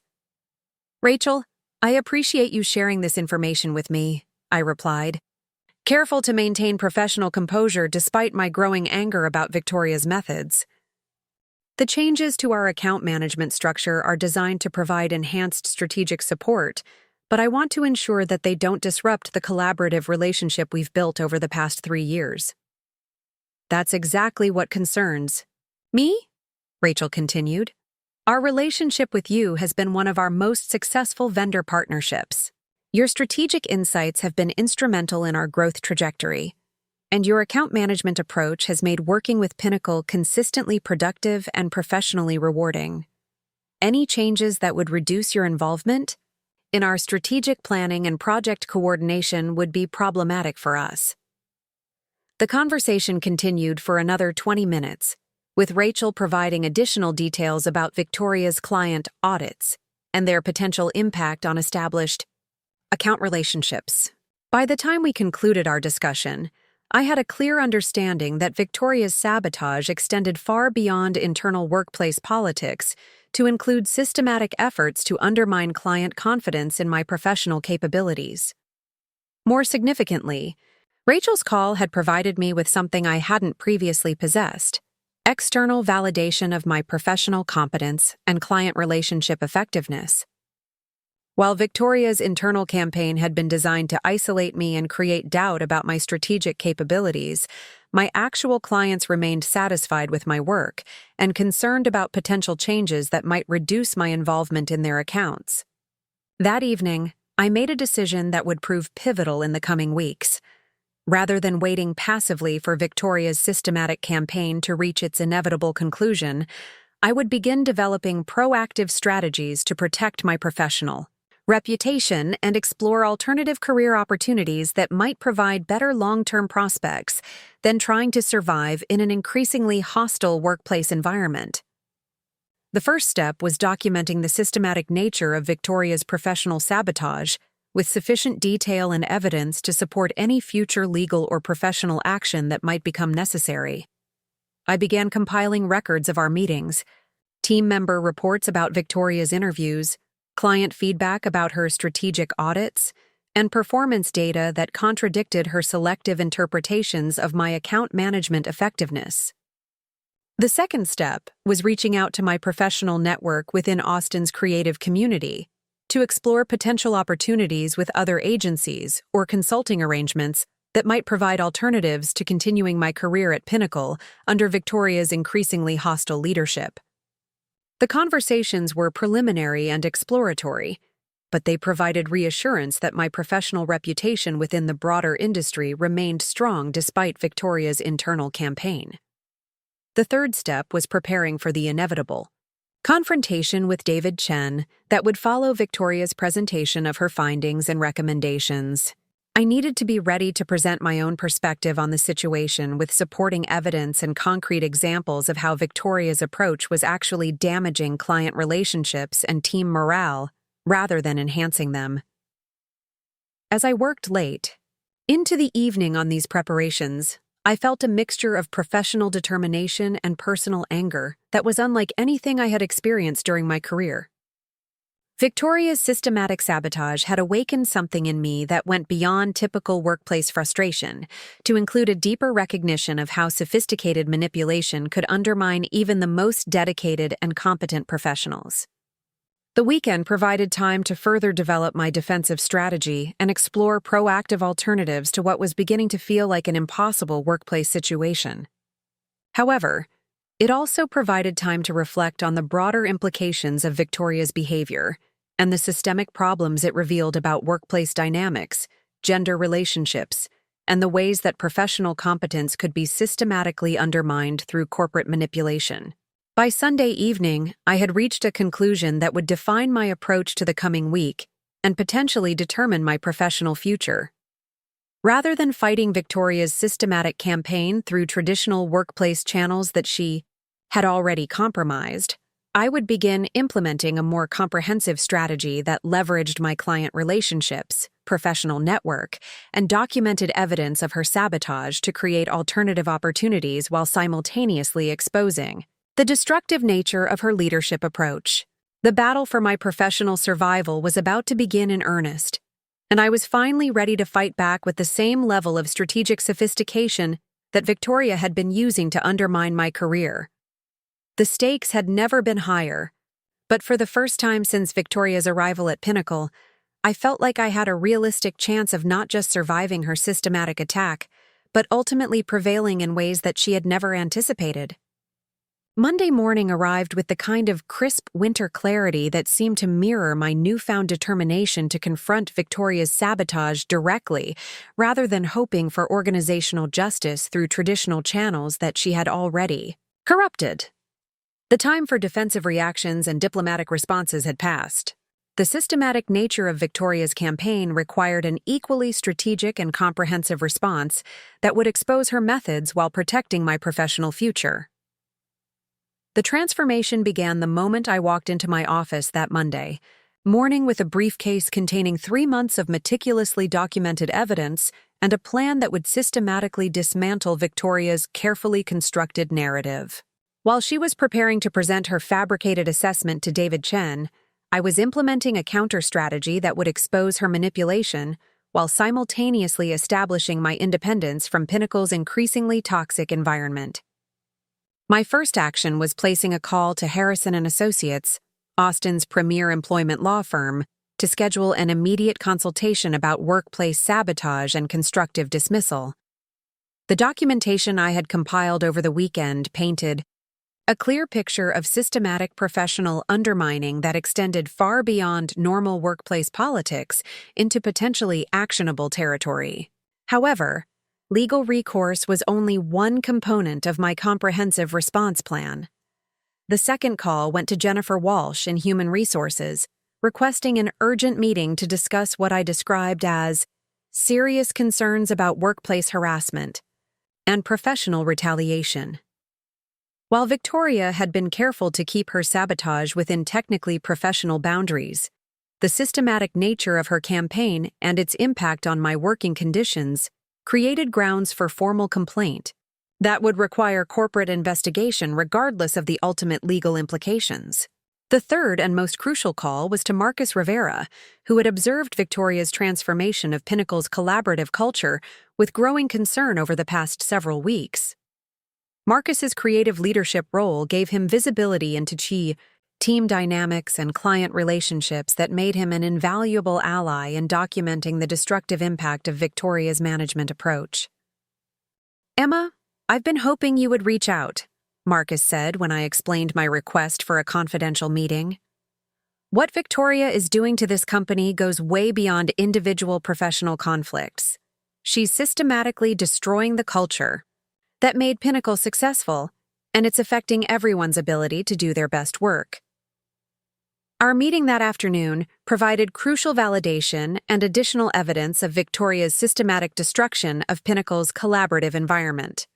According to Marcus, Victoria had begun implementing what she described as strategic alignment protocols that required creative teams to justify their conceptual approaches through formal presentations to her office before beginning client work. The new process added bureaucratic overhead while positioning Victoria as the ultimate arbiter of creative strategy, effectively eliminating the collaborative development process that had produced Pinnacle's most innovative campaigns. "She's turning us into a corporate marketing department instead of a creative agency," Marcus explained, his frustration evident despite his typically diplomatic communication style. "Every creative decision has to be filtered through her corporate framework, which eliminates the intuitive risk-taking and client-specific customization that made our work distinctive. We're becoming exactly the kind of standardized agency that clients come to us to avoid." More significantly, Marcus reported that Victoria had been conducting individual meetings with creative team members, ostensibly to understand their capabilities and career aspirations, but actually gathering intelligence about their loyalty to existing leadership and their willingness to support her vision for Pinnacle's operational transformation. The meetings followed the same pattern I had observed with my account management team, with Victoria systematically planting seeds of doubt about current leadership, while positioning herself as the solution to organizational problems she was actively creating. "Tyler Brooks came to me after his meeting with Victoria," Marcus continued, referencing the digital marketing specialist who had been one of my most dedicated team members. "She spent most of their conversation asking about your management style and decision-making process, but in ways that implied there were problems she was trying to understand rather than strengths she was hoping to leverage. Tyler felt like he was being recruited to participate in building a case against you." The information Marcus provided confirmed that Victoria's systematic campaign extended throughout Pinnacle's organizational structure and represented a comprehensive effort to consolidate control over the agency's strategic direction while eliminating anyone she perceived as a threat to her authority. The scope and sophistication of her manipulation was even more extensive than I had realized, encompassing not just my individual career destruction, but a complete transformation of Pinnacle's operational culture. That evening, I received an unexpected call from Amanda Foster, my brand manager, who had discovered something that would prove instrumental in exposing Victoria's true motivations and methods. Amanda had been working late in the office when she noticed Victoria's door was open and her computer screen was visible from the hallway. What Amanda observed was Victoria reviewing what appeared to be my personnel file and client relationship documentation while taking notes in a private document. "I know it sounds like spying, but I was worried about what she might be planning," Amanda explained nervously. "I could see that she had your performance reviews open alongside client satisfaction surveys and project outcome data. She was typing notes into a separate document that looked like some kind of analysis or report about your professional capabilities." Amanda's observation provided crucial intelligence about Victoria's systematic documentation process and confirmed that her campaign against my professional standing was being conducted with corporate thoroughness and strategic planning. The fact that Victoria was compiling private analyses of my performance outside of official company evaluation processes suggested a level of premeditation that elevated her behavior from workplace politics to calculated professional sabotage. More importantly, Amanda's report indicated that Victoria's access to confidential personnel information might represent a violation of company privacy policies that could provide additional grounds for formal complaint and potential legal action. The systematic nature of her data collection and analysis suggested behavior that extended beyond her legitimate authority as VP of Marketing into areas that could constitute harassment and abuse of corporate access privileges.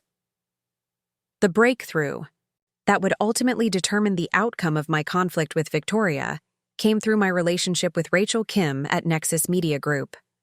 During our follow-up conversation about Victoria's client audits, Rachel mentioned something that initially seemed like casual information, but would prove to be the key to exposing Victoria's professional background and true motivations. "You know, Victoria's approach to client relationship management seems really familiar," Rachel observed during our Tuesday morning call. "Her questions and strategic framework reminded me of someone I dealt with at a previous company. I can't quite place it, but there was something about her analytical style that felt like I'd encountered it before." Rachel's comment prompted, Me to conduct my own research into Victoria's professional background, using LinkedIn, industry publications, and my network within Austin's business community to develop a more comprehensive understanding of her career trajectory and previous employment experiences. What I discovered was disturbing and would ultimately provide the foundation for exposing the systematic deception that had enabled her sabotage campaign. Victoria's professional history, as presented in her corporate credentials and resume, contained significant discrepancies and embellishments that called into question her fundamental qualifications for senior marketing leadership. Her claimed position as Vice President of Client Strategy at Sterling Marketing Group in Dallas was accurate, but the company itself was a small boutique consultancy with fewer than 12 employees rather than the substantial corporate entity her presentation suggested. More significantly, Sterling Marketing Group had closed permanently just 6 months before Victoria's arrival at Pinnacle, following what industry publications described as client relationship management failures and strategic miscommunication. Further investigation revealed that Victoria's departure from Sterling Marketing Group had been involuntary, following what former colleagues described as systematic conflicts with clients and team members that had ultimately contributed to the company's operational collapse. Her previous employer before Sterling had been a mid-sized agency in Houston, where she had lasted less than 18 months before what was diplomatically described as a mutual decision to pursue different strategic directions. The pattern that emerged from Victoria's employment history was consistent with her behavior at Pinnacle. Initial corporate competence followed by systematic conflicts with colleagues and clients that ultimately resulted in organizational disruption and her eventual departure. Her sophisticated manipulation techniques and strategic sabotage capabilities weren't evidence of superior corporate leadership, but rather practiced methods for creating workplace chaos while positioning herself as the solution to problems she systematically created.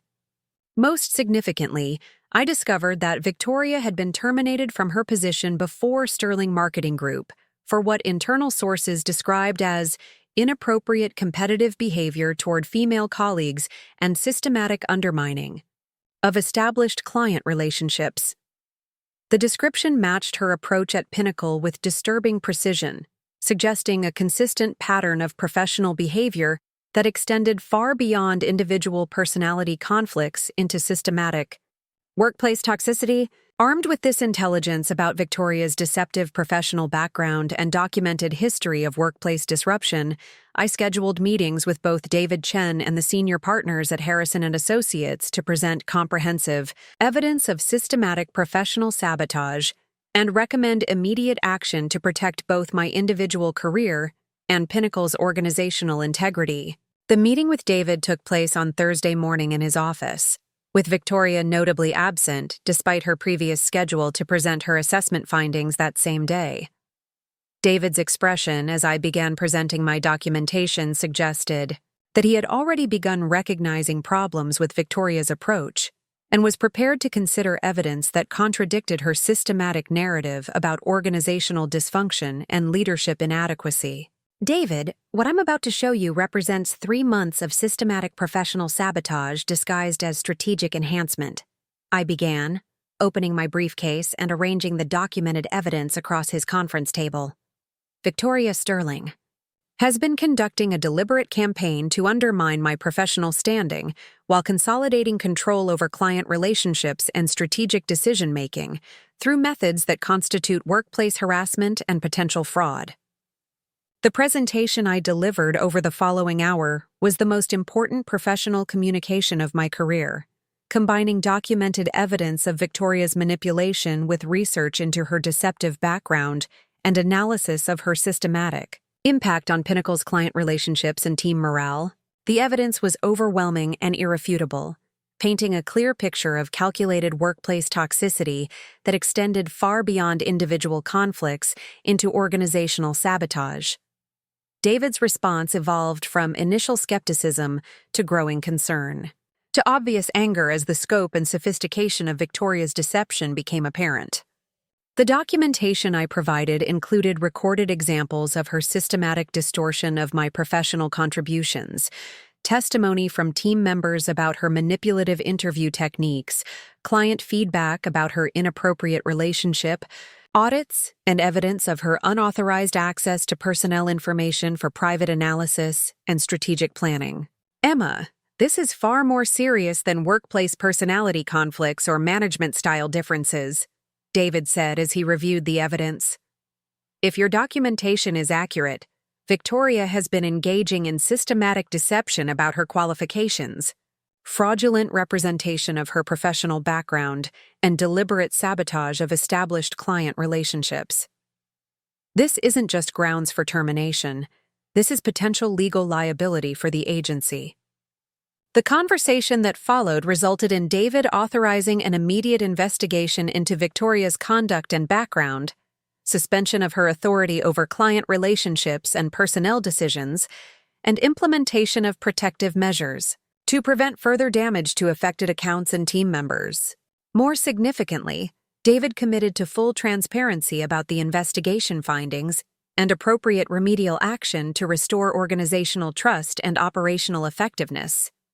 However, the most satisfying aspect of my counter-strategy wasn't the formal corporate response to Victoria's misconduct, but the systematic unraveling of her carefully constructed professional facade through the very methods she had used to undermine my career.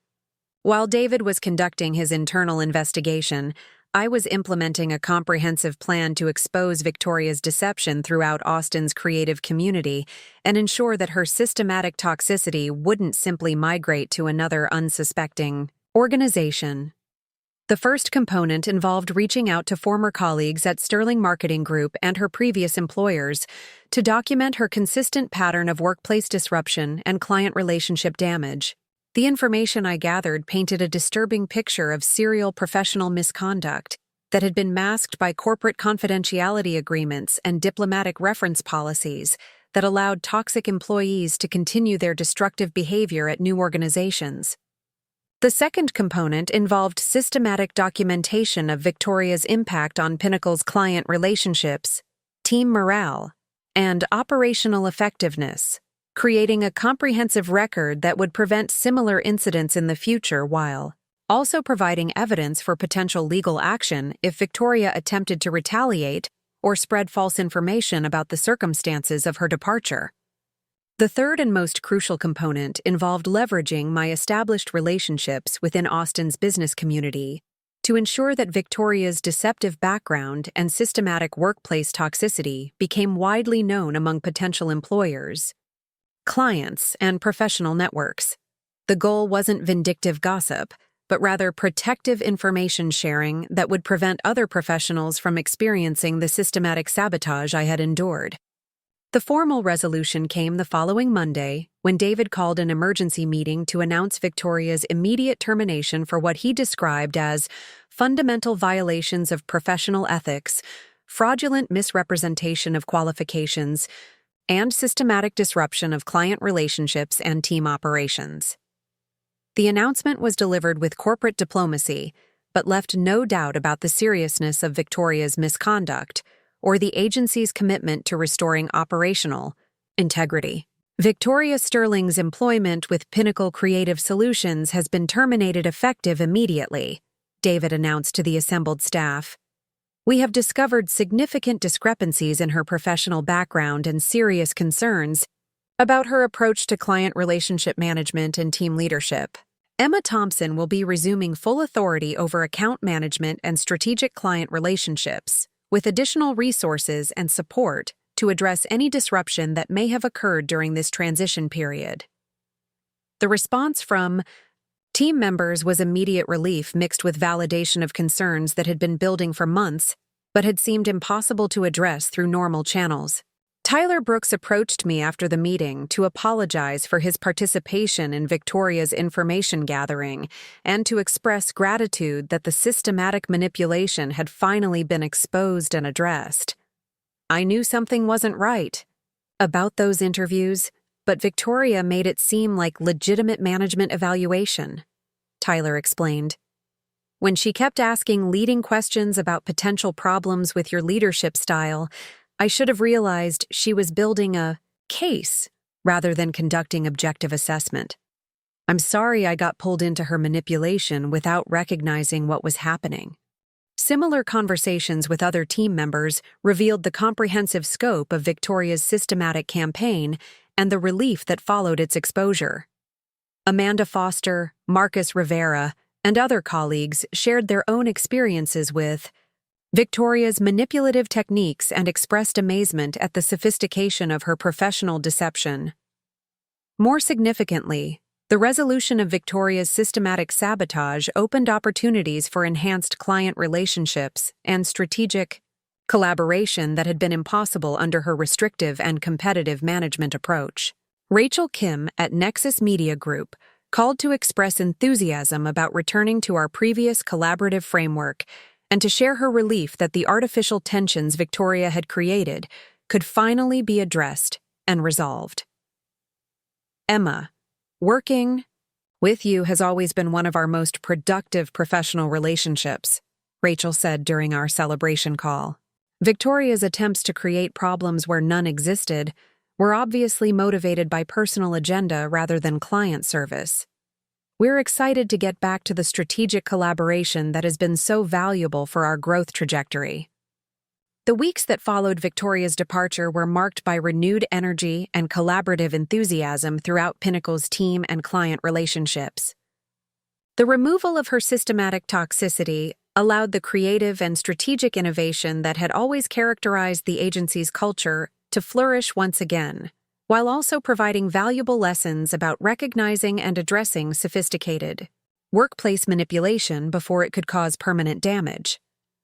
However, the most personally satisfying aspect of Victoria's downfall wasn't her termination or professional exposure, but the discovery that her systematic campaign against my career had ultimately strengthened my professional reputation and expanded my opportunities within Austin's creative community. The clients, colleagues, and industry contacts who had observed my response to her manipulation had gained deeper appreciation for my strategic thinking, professional integrity, and leadership capabilities under pressure. 6 months after Victoria's departure, I received an offer that would never have been possible without the experiences that had initially seemed so professionally devastating. Rachel Kim at Nexus Media Group approached me about establishing an independent marketing operations consultancy that would provide strategic services to multiple technology companies while maintaining primary partnership with Nexus for their comprehensive marketing needs. Emma, your approach to client relationship management and strategic problem-solving represents exactly what growing companies need, but rarely find, Rachel explained during our exploratory conversation. The way you handled the situation with Victoria demonstrated not just professional competence, but the kind of strategic thinking and personal integrity that makes someone a trusted long-term partner rather than just a service provider. The opportunity to establish Preston Marketing Solutions as an independent consultancy represented the culmination of professional growth that had been accelerated rather than derailed by Victoria's systematic sabotage. Her attempts to undermine my career had inadvertently forced me to develop defensive and strategic capabilities that proved invaluable for independent business development and client relationship management. The irony wasn't lost on me that Victoria's sophisticated manipulation had ultimately provided the catalyst for professional independence and expanded opportunities that exceeded anything I might have achieved through conventional career progression at Pinnacle. Her systematic campaign to destroy my professional standing had instead revealed strengths and capabilities I hadn't known I possessed, while also exposing market opportunities that perfectly aligned with my strategic expertise and collaborative leadership style. As I prepared to launch Preston Marketing Solutions with Nexus Media Group as my anchor client, and several other Austin technology companies expressing interest in strategic consultation services, I reflected on the unexpected journey that had transformed what initially appeared to be career sabotage into the foundation for professional independence and expanded impact. Victoria Sterling's systematic campaign to destroy my career had ultimately destroyed her own professional reputation, while elevating mine to new levels of recognition and opportunity.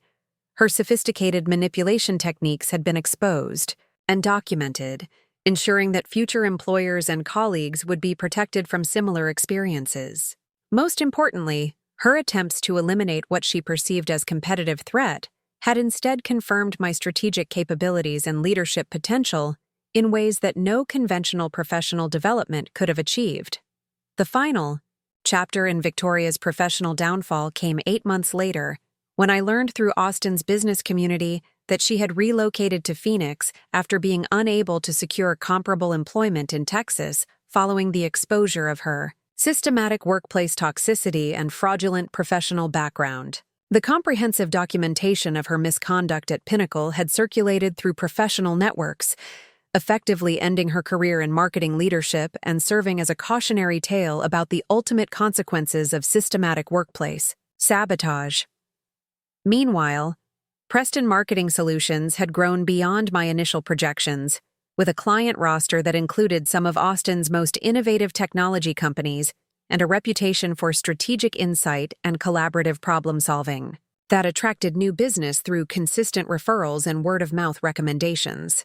The professional network and client relationships I had built over 8 years at Pinnacle provided the foundation for independent success that exceeded my most optimistic expectations for conventional corporate advancement. The experience had taught me invaluable lessons about recognizing sophisticated workplace manipulation, documenting systematic misconduct, and leveraging professional networks for both protection and opportunity development. More importantly, it had revealed personal capabilities for strategic thinking and crisis management that might never have been discovered without the pressure and challenges that Victoria's campaign had created. Victoria Sterling had intended to destroy my career through systematic professional sabotage disguised as strategic enhancement. Instead, her sophisticated manipulation had provided the catalyst for professional growth, independent business success, and expanded opportunities that transformed what initially appeared to be devastating career destruction into the foundation for achievements that exceeded my most ambitious professional aspirations. The revenge I had planned became unnecessary, because Victoria's own actions had ensured her comprehensive professional destruction while simultaneously creating the conditions for my ultimate professional triumph. Up next, you've got 2 more standout stories right on your screen. If this one hit the mark, you won't want to pass these up. Just click and check them out.